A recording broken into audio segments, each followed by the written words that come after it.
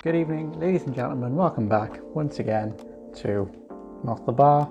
Just got something a little bit different for you today, like we always do.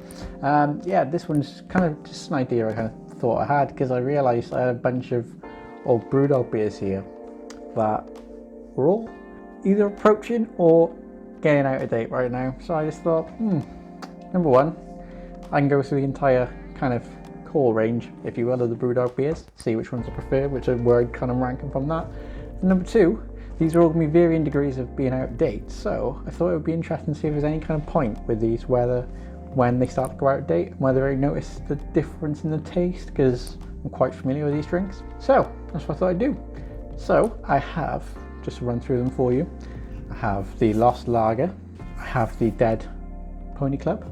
You can see how old they are, judging by the old Canaroonies being the old style. Still, I'm quite fond of this design, although I think I might be in the minority who kind of quite like the new design as well, with the shields and all that shit. It's nice, quite like it. Then you've also got the old classic, everyone's brother's favourite Brewdog, Punk IPA, because you can get this one in spoons. Say it in it really, it's the only reason why people drink it. We have Elvis Juice, grapefruit infused IPA, but don't know why I went really Welsh then, but there we go. Yeah, grapefruit infused IPA for that one. And last but not least, we have Clockwork Tangerine, lovely drink. So there we go.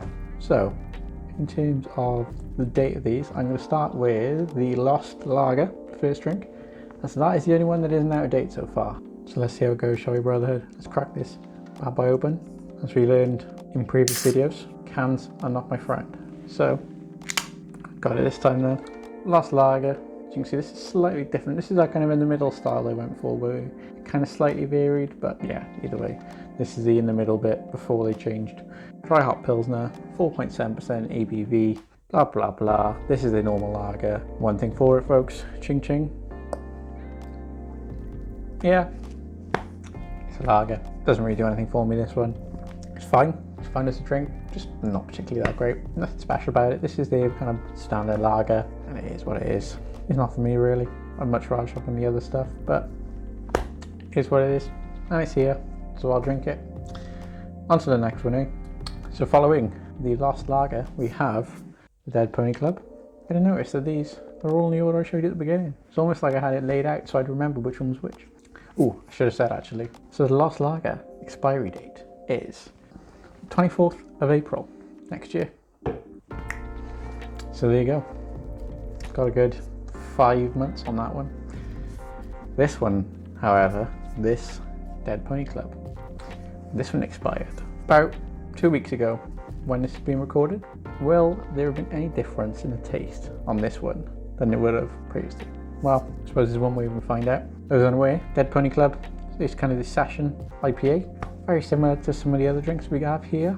3.8%. So this is your lower alcohol comparatively. You know, it's still 3.8%.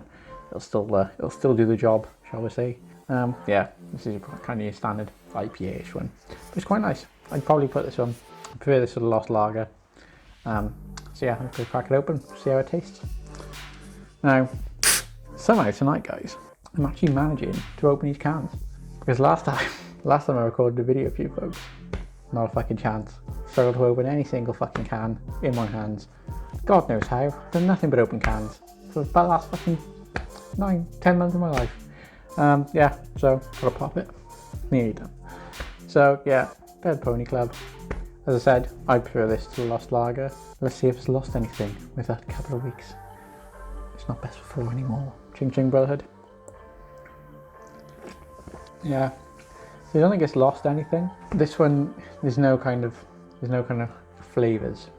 Most of the beers that I generally drink and try for you guys have some kind of, some gimmick to them, some kind of flavour gimmick to them.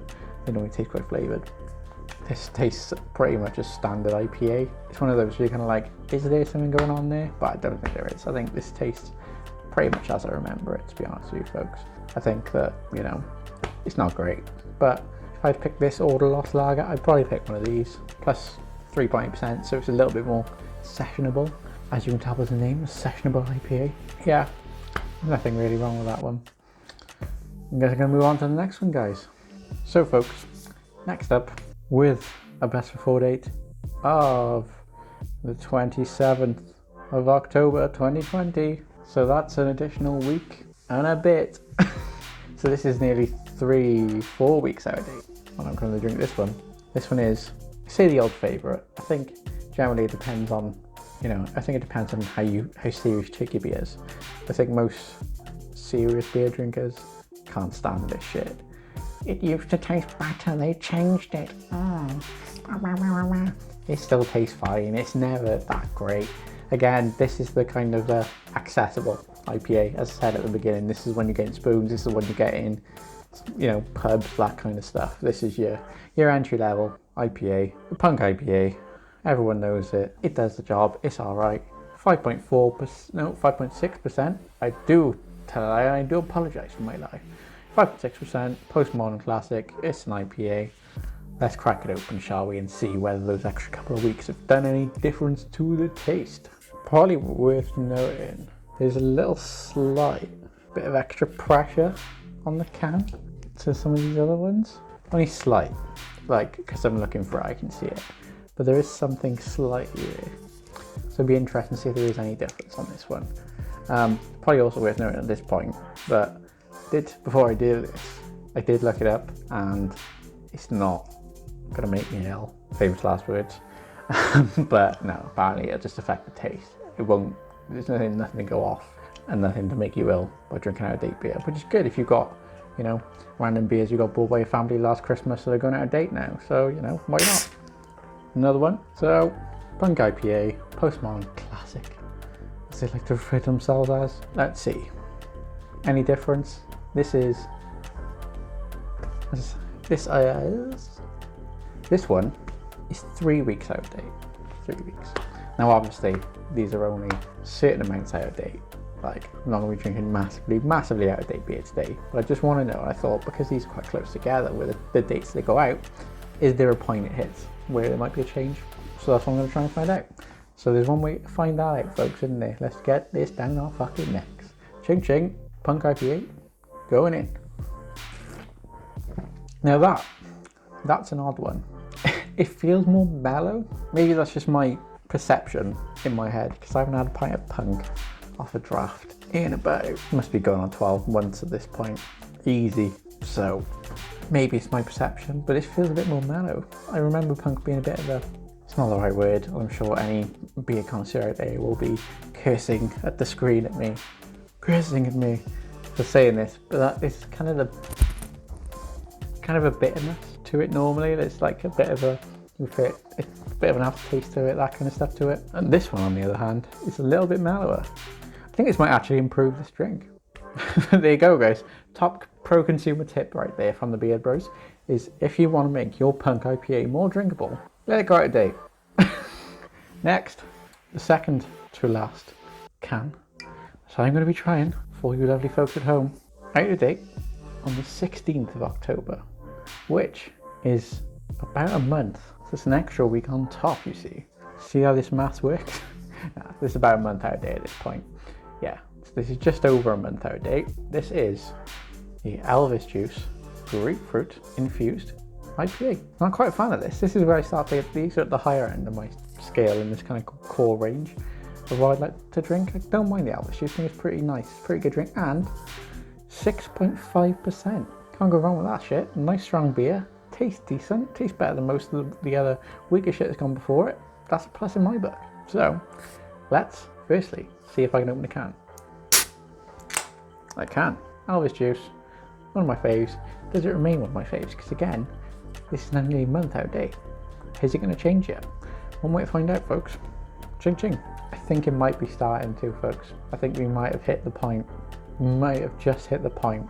It's not horrendously bad. It still tastes great with notes to it. Still isn't unpleasant to drink. There's just something not right about it. Again, to my recollection, up in the old brain box of what this used to taste like in my head, there's something not quite right about this.